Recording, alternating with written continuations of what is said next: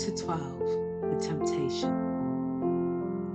All the energies of apostasy were rallied against the Son of God. Christ was made the mark of every weapon of hell. Many look on this conflict between Christ and Satan as having no special bearing on their own life, and for them it has little interest. But within the domain of every human heart, this controversy is repeated. Never does one leave the ranks of evil for the service of God without encountering the assaults of Satan. The enticements which Christ resisted were those that we find it so difficult to withstand. They were urged upon him in as much greater degree as his character is superior to ours.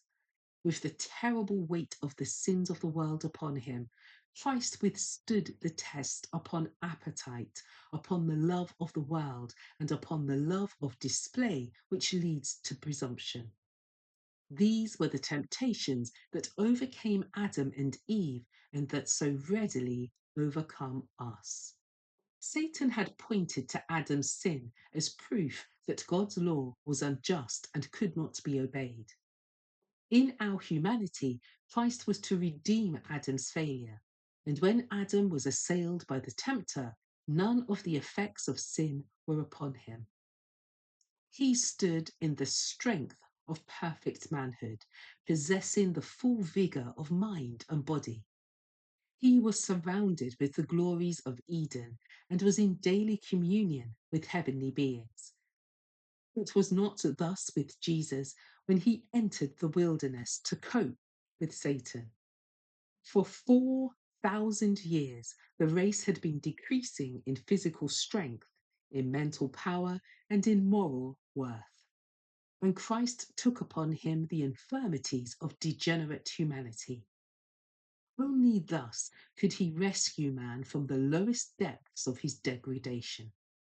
Many claim that it was impossible for Christ to be overcome by temptation. Then he could not have been placed in Adam's position. He could not have gained the victory that Adam failed to gain.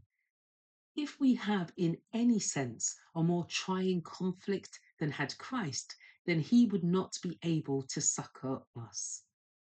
But our Saviour took humanity with all its liabilities. He took the nature of man with the possibility of yielding to temptation. We have nothing to bear which he has not endured.